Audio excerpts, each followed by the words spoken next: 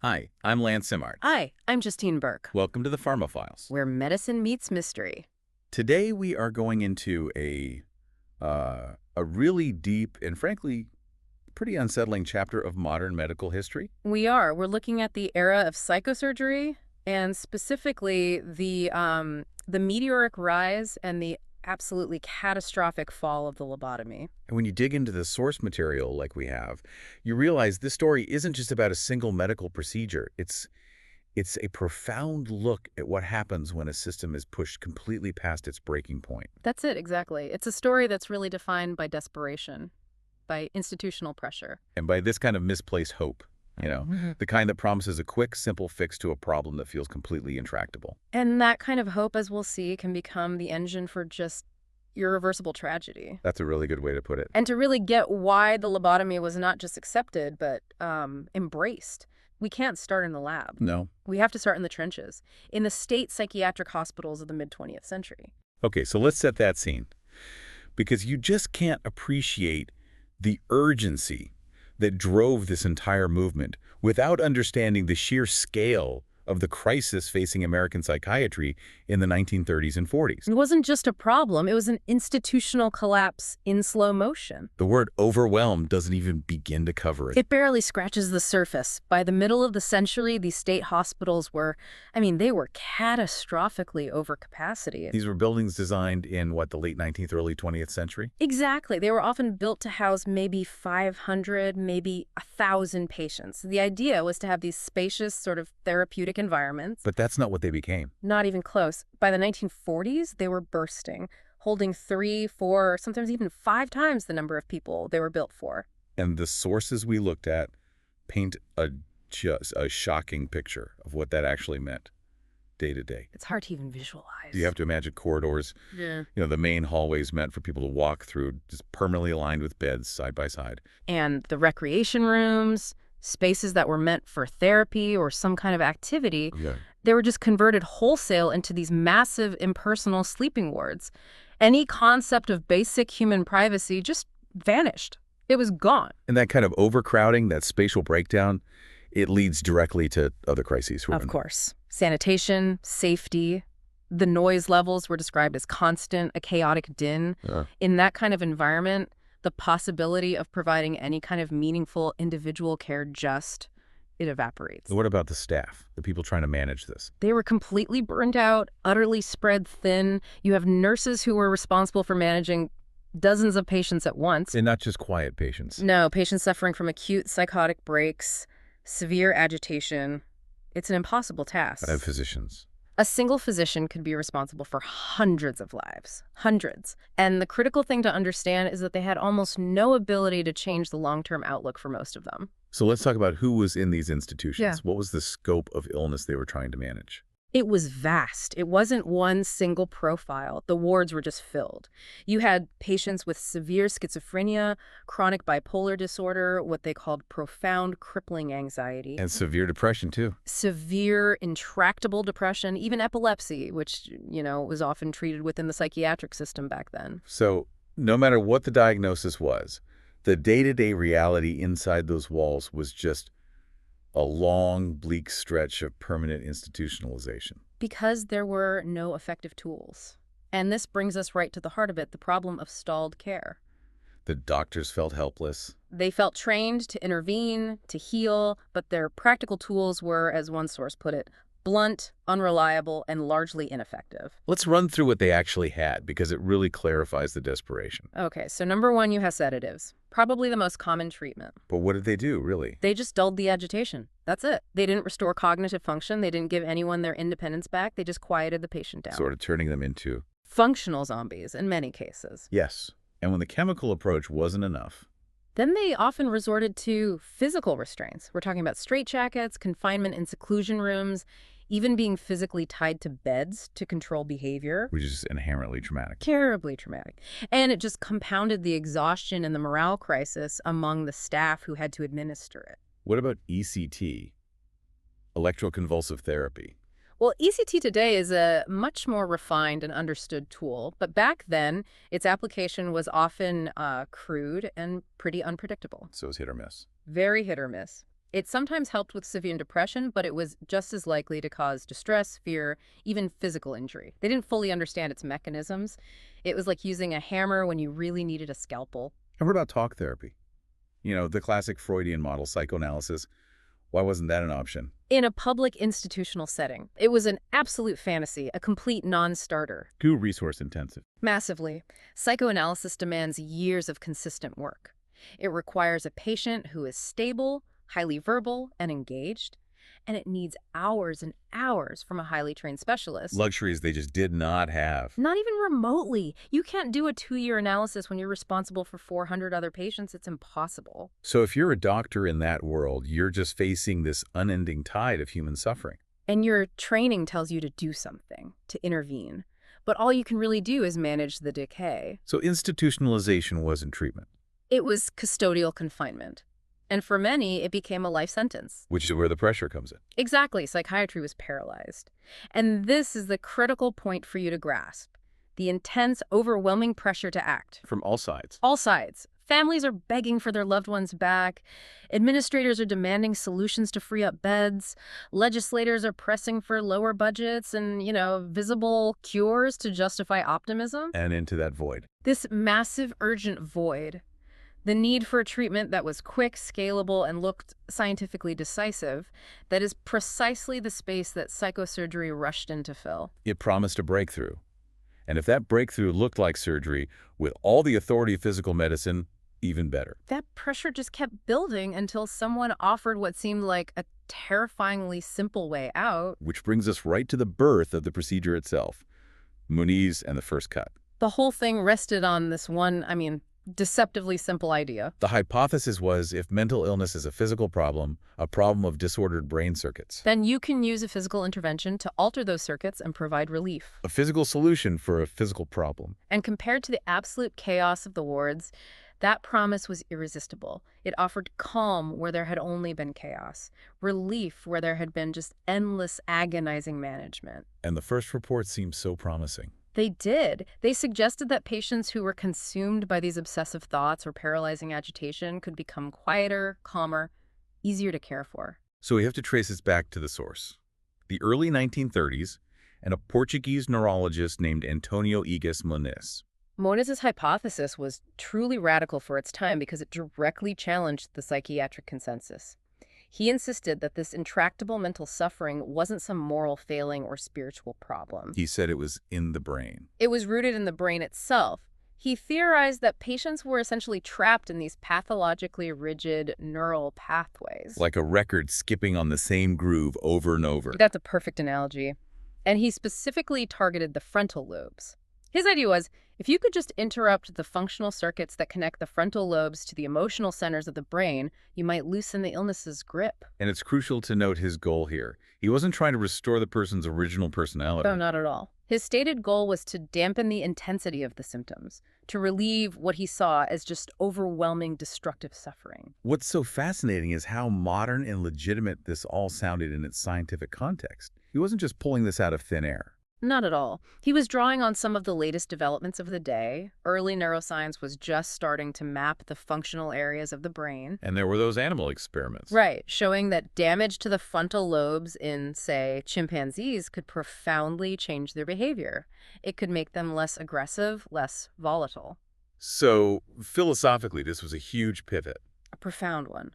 Framing mental illness as a biological problem, as faulty wiring, it just lent this immense scientific authority to a physical intervention. In the 1930s, a surgeon's decisive action just carried more weight. It appeared more modern, more potent than the slow, uncertain work of a psychiatrist. So let's talk about the procedure he developed, the lobotomy. What did it actually involve? It was methodical, but by today's standards, unbelievably destructive. Surgeons would drill holes into the skull, usually near the temples. Then they'd introduce an instrument. At first, he tried injecting pure alcohol to destroy the tissue. Just injecting alcohol into the brain. Yes, but he quickly moved to a specialized wire loop called a leukotomy, and they would use that to physically sever the white matter connections in the frontal lobes. The goal was just interruption, not precision, right? Absolutely not precision. You have to remember they had no modern imaging, no way to target specific pathways. The goal was simply to disrupt the bundles of nerve fibers, the white matter, that connect the planning centers in the frontal lobes with the emotional core of the brain, like the thalamus. They were just swinging in the dark, hoping to quiet the emotional storm. That's a good way to put it. And the outcomes were, as you'd expect, terribly uneven. Some patients did get calmer. They did. For some, the agitation diminished, the obsessive thoughts seemed to soften, and for the staff, this was a huge win. A less volatile patient was a success, and it dramatically reduced their burden. But the side effects. The adverse effects were inseparable from the procedure itself. For every patient who became calmer, others immediately became apathetic, confused. They lost all initiative. They suffered this profound emotional blunting. They lost the spark. They lost the spark of selfhood. And the really concerning part is that these massive personality changes were often just filed away. They were seen as acceptable, if regrettable, side effects of symptom reduction. So the goalpost for what a cure even meant just shifted entirely. Completely. The idea of recovery as we define it today, a restoration of full cognitive and emotional life, was just abandoned. The new benchmark became stabilization. Exactly. And when your only alternative is a lifetime sentence in a hellish institution, even a partial improvement, a quiet, compliant patient, carried immense clinical and political weight. We have to talk about the evidence base for this because by modern standards, it's deeply, deeply flawed. Moniz's initial work involved extremely small sample sizes. There were no proper control groups. And the way they measured outcomes was so subjective. Highly subjective. Often it was just based on the staff's opinion of how manageable the patient had become. And critically, the follow-up periods were way too short to capture the true devastating long-term costs. But the desperate need for a solution allowed everyone to just look past that. It did. And then came the ultimate validation, the thing that took this from a controversial experiment to a global movement. The Nobel Prize. In 1949, Antonio Igas Moniz was awarded the Nobel Prize in Physiology or Medicine for his development of psychosurgery. And that decision was seismic. It changed everything overnight. First, it reframed the lobotomy from being this fringe experimental idea into sanctions legitimate science. And second, it acted as a global authorization. It gave it an authority so immense that it justified the procedure's rapid, aggressive spread all over the world. It was a signal to doctors, to administrators, to the public. The signal was, this is not reckless. This is the cutting edge of progress. Exactly. And with that Nobel stamp of approval, the idea was poised to become a mass application tool, especially in a place like the United States where the desperation was at its absolute peak. If Moniz was the cautious, flawed inventor, then Walter Freeman was the aggressive salesman who turned the procedure into a horrifying assembly line. That's a perfect description. This takes us to the Americanization of the lobotomy. Freeman was this driving force, a neurologist, and his detail is so important. He had no formal surgical training. None. And yet he became the loudest, most prolific promoter of the lobotomy in the entire country. He was a pragmatist, a true believer. He genuinely saw the mental health crisis as a national emergency, and he saw the lobotomy as the solution. Not a last resort, but the immediate, decisive answer. His first procedures were with a neurosurgeon, James Watts, right? Yeah. They did the standard version. They did. The prefrontal lobotomy, which was time-consuming, it required a full, sterile operating room, a lot of surgical skill. But for Freeman, that was a bottleneck. It was too slow. It was too exclusive. He wanted something democratic, a solution that could be done everywhere by almost anyone immediately. And that desire for speed and scale led him to the transorbital lobotomy, the infamous ice pick procedure. He introduced it in 1946. And this technique was specifically designed to bypass every single limitation of traditional surgery. No operating room needed. No neurosurgeon needed. So, could you just detail what this actually involved? The sheer simplicity of it is what makes it so disturbing. It is. The main instrument was something he called an orbitoclast, which was essentially a reinforced ice pick, a surgical tool, but that's what it looked like. And he would go through the eye socket. He would insert the instrument through the thin bone of the eye socket just above the eyeball. The bone there is very thin, so it allows for a relatively easy entry into the cranium. And then, how did he actually get through the skull? With a small surgical mallet, he would tap the instrument deep into the frontal lobes. Just tap it in. And once it was inside, he would sweep it back and forth, side to side, often at different depths, to just indiscriminately sever the neural connections. And the whole thing took, what, Minutes. Minutes, a few minutes per side. And anesthesia? I mean, Yeah. surely for something that involves driving a tool into someone's brain? No general anesthesia. This was part of his democratization. The only anesthetic used was electroconvulsive shock, ECT. So they would shock the patient into unconsciousness. And that gave him a brief window to do the procedure. It minimized the cost, the resources, the time. Freeman truly believed this was the compassionate way because it offered a quick path out of the asylum no matter how diminished the person might be on the other side. This was a procedure built for scale. Absolutely. No specialized environment, no expensive machinery. He launched this relentless campaign across the country. He'd visit state hospitals and perform procedures in lecture halls, in treatment rooms, wherever they could put a bed. And the sources say he would do dozens in a single day. Sometimes, like a traveling surgical assembly line. He was a master communicator. He'd invite administrators and staff to watch, show off the speed, the immediate change in the patient's behavior. And he had a defense against any criticism. A powerful one. Yeah. When cautious neurosurgeons or academics raised concerns, he framed them as detached elites who were unwilling to face the real suffering inside the asylums. He used the crisis itself as his shield. He did. His argument was essentially, if you criticize me, you are content to let thousands of people languish in misery. And you can see how that argument would resonate with overwhelmed hospital administrators. Of course, they had thin budgets, exhausted staff, political pressure to just get the patient numbers down. Lobotomy promised one thing: order. And Freeman's definition of success was perfectly tailored to those institutional needs. It wasn't about recovery. Not at all. He prioritized reduced agitation, passivity, emotional flattening. Success wasn't a person's ability to work or create. Success was their reduced resistance, their compliance. A quiet patient was an improved patient. And the scale is just staggering. How many were performed in the U.S.? The estimate is around 40,000 between the late 1930s and the mid-1950s, and Freeman personally performed thousands of them. His aggressive, low-cost method it made him the face of action over caution. That terrifying scale leads us directly to who was actually affected and what the real cost was. Because the boundaries were so porous? Right. Officially, it was for the most severe, untreatable cases, the absolute last resort. But that's not what happened, is it? No. Once that institutional confidence took hold, coupled with Freeman's salesmanship, those clinical boundaries just dissolved. The sources show it expanding far beyond schizophrenia. Far beyond. You see documented cases for chronic OCD, severe postpartum psychosis, even chronic pain syndromes and certain forms of epilepsy. It stopped being a last resort for psychosis and started becoming this general tool for managing behaviors that psychiatry found difficult. Or just inconvenient. Or just inconvenient, and that's where the ethical failures become so acute. The procedure was being done on patients whose records described them not just with clinical terms, but as difficult, uncooperative, or unmanageable. And we have to understand what those labels actually meant in that context. In a chaotic, overcrowded, often abusive hospital, a difficult patient might just be someone who challenged authority, someone who refused their medication, or just expressed normal human distress. So the lobotomy became a form of institutional control. In some cases, yes. It prioritized staff convenience over the patient's well-being. And the impact was shockingly disproportionate. Yeah. Especially against women. It was. The source material is very clear that women received a far higher percentage of lobotomies.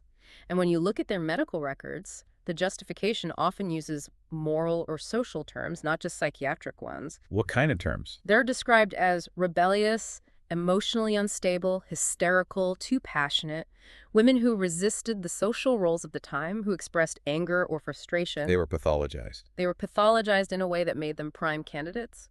It's chilling to see how it sometimes functioned as a tool to enforce social conformity. The sources even mention homosexuality being cited as a justification. Yes, which was classified as a mental illness back then.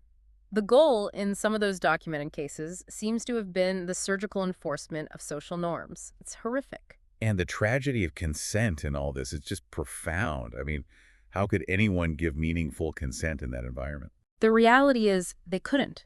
Meaningful, informed consent was either inconsistent or just totally absent. These patients were institutionalized, many involuntarily. Their legal autonomy was gone. And the families. The families were often aggressively reassured by Freeman and his supporters. They were told it was safe, that the side effects were minimal, the irreversible nature of it, the fact that a piece of the person was being destroyed forever, was almost never emphasized. They were just told the patient would be quieter. And they clung to that hope. So what was the real cost? What did these people actually lose? They lost fundamental parts of themselves. Initiative, the ability to plan, to start things, to think about the future, was severely diminished. Cognitive flexibility was gone. But most profoundly, it was the emotional loss. The emotional range. Many patients were described as flattened. They just lacked ambition or depth of feeling. They couldn't feel real joy or real sorrow anymore. The kind of living death. That's what many families described it as. They were present, but their entire internal life had been muted. They were easier to manage, yes, but they often needed lifelong supervision. And the way they measured success completely ignored this. It was all external metrics. Discharge rates, ward compliance, caregiver convenience. The patient's own internal subjective experience was completely discounted. And the cost became tragically public with the case of Rosemary Kennedy. Right. The sister of a future president lobotomized at 23 and left permanently disabled, institutionalized for the rest of her life. And because of her family's fame, her story became visible. It did. But her outcome wasn't an anomaly. It was the potential consequence, just magnified for the world to see. And this is the essential point. These consequences, the apathy, the personality loss, they were known. They were being recorded in medical journals. But they were tolerated. They were tolerated. They were accepted as the price of action in a system that was completely paralyzed and desperate for anything that promised order. And that acceptance of profound damage as a side effect, it sustained this procedure for almost 20 years. The lobotomy didn't just happen in hospitals. It was aggressively sold to the public. Which brings us to how they controlled the narrative. It wasn't just spreading through medical journals, was it? No, it spread through stories. By the mid-1940s, this was headline news. Newspapers, popular magazines, they ran these incredibly optimistic stories about patients being released from torment. With those dramatic before and after photos. Yeah, exactly. Families being reunited, years of pain supposedly solved by this one quick, decisive procedure. And that narrative just fit the spirit of the times perfectly. It was an era of peak faith in medical science. Antibiotics were seen as miracle drugs. Vaccines were conquering polio. It seemed completely rational to think that if science could solve those problems, it could solve the mysteries of the mind. And the lobotomy offered this image of confident, modern action. It provided the perfect, clean arc for a story. The articles focused only on that transformation. The violent patient is now calm, the hospital bed is now free. And any details about the long-term impairment, the emotional flatness? Consistently omitted. They complicated the simple, powerful message of scientific triumph. And Freeman was the architect of so much of this public messaging. He was. He wasn't just a surgeon. He was a media personality. He gave interviews, he staged demonstrations, and he always framed the procedure in the most accessible and comforting language possible. He described it as a relief, not as destruction. Right. He talked about releasing the patient from their unbearable thoughts. Yeah. And by constantly contrasting his quick intervention with the long, horrifying stagnation of institutional care, he completely reversed the narrative of psychiatric impotence. He was doing something. And that action was celebrated. The appeal was in the immediate, visible change. The agitation decreased, the volatility flattened. For everyone's staff, administrators, the public, that was tangible proof of success. But the subtle, long-term losses weren't dramatic. Exactly. The diminished capacity for thought, the narrowed emotional range, those things unfold slowly, privately, in family homes. They're almost impossible to capture in a compelling headline. A silent patient looked like a stable patient. And the institutional sources, the hospitals themselves, made sure that silence was read as stability. The narrative was shaped by their metrics. Discharge rates, reduced staff burden. And the authority of the institutions just backed it all up. The Nobel Prize was huge, but so were the hospital boards and medical societies who sanctioned it. With so many respected bodies on board, any public skepticism was framed as being anti-science or even cruel. The lobotomy was presented as established medicine, not a desperate experiment. And the language they used helped soften the reality. Right. Cutting became interruption.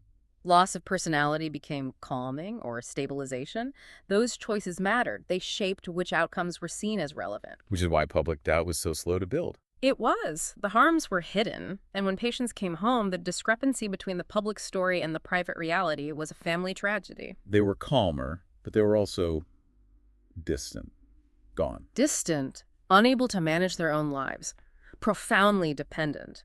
And these isolated, private experiences took years and years to build up into a critical mass of public doubt that could finally challenge the medical establishment. And that challenge finally came not from a moral awakening, but from a technological disruption. Right. The end of the mass lobotomy era. The turning point was the arrival of effective pharmacological treatments. So specifically, the approval of chlorpromazine in the U.S. in 1954. Chlorpromazine was nothing short of revolutionary. It was the first antipsychotic drug that could reliably reduce severe psychotic symptoms, hallucinations, agitation, without physically destroying brain tissue. So technically, how did it work differently? Well, a lobotomy is irreversible destruction. It physically severs those connections. Chlorpromazine was understood to work by modulating the brain's chemical messaging system, primarily as a dopamine antagonist. So it was adjusting the system, not breaking it. Exactly. It had its own significant side effects, of course, but it offered a fundamentally different model of intervention. And the one word that changed the entire ethical calculus was reversibility. Reversibility, that's it. With chlorpromazine, if the side effects were too severe, you could adjust the dose. You could stop the treatment entirely. And the brain could return to its previous state. More or less. And that completely changed the standard for acceptable risk. Once a non-destructive, adjustable alternative existed, the permanent, brutal finality of the lobotomy became infinitely harder to justify. And at the same time, the long-term evidence was just becoming impossible to ignore. As thousands of lobotomized patients tried to re-enter society, their limitations were just painfully clear. The impaired judgment, the emotional blunting. The need for constant supervision. This all became public knowledge. Families started speaking out. Academic studies finally started confirming the significant, debilitating impairment in a huge portion of patients. The whole narrative just collapsed. It did. What was once hailed as an innovation now looked like irreversible harm, carried out without evidence and without consent. And the credibility of its biggest champion, Walter Freeman, finally crumbled. There was a dramatic endpoint in 1967. A patient died from complications right after a procedure he performed. And that was it for him. It effectively ended his surgical career and just accelerated the abandonment of the procedure everywhere. By the late 1960s, mass psychosurgery was essentially gone in the U.S. and Western Europe. It's important to stress, though, that this wasn't pseudoscience or quackery. No, that's the most chilling part. This was mainstream medicine. It was endorsed by the highest authorities, and it was born from a sincere, if desperate, desire to relieve suffering. So it was a failure of what? Ultimately, a colossal failure of humility. It shows how easily urgency, the demand to act, can just eclipse caution, how authority, like a Nobel Prize, can substitute for real evidence, and how decisive action can be so dangerously mistaken for actual progress. The core misunderstanding was of the brain itself. They treated the frontal lobes like a faulty switch that just needed to be turned off for convenience. They failed to see it as the very seat of our identity, our judgment, our selfhood. They weren't altering the disease, they were altering the person. Profoundly. And at an enormous, unrecoverable cost. Thousands of survivors lived out their lives with the scars of this procedure, and their experience forced psychiatry to confront these fundamental moral limits. Questions like, who gets to define improvement? Exactly. And what level of risk is acceptable for an intervention that can never, ever be undone? So the enduring legacy is really a shift in the central question of treatment. It is. The medical community eventually learned that the goal can't just be about making a patient manageable. The final, critical question has to be, does this intervention preserve the patient's capacity to live, to choose, and to feel as a complete version of themselves? That one question just reframes everything. It does. The whole story is this constant, visceral reminder that medical progress isn't just measured by decisive action, it's measured by the capacity for profound caution. So, as a final thought, it seems the lesson is that when urgency is at its highest, when a crisis feels insurmountable, that is precisely when the burden of proof for any irreversible intervention must be at its highest, too. That principle is the greatest and hardest lesson of the entire lobotomy era. Thank you for joining us for this deep dive into the source material. Until next time.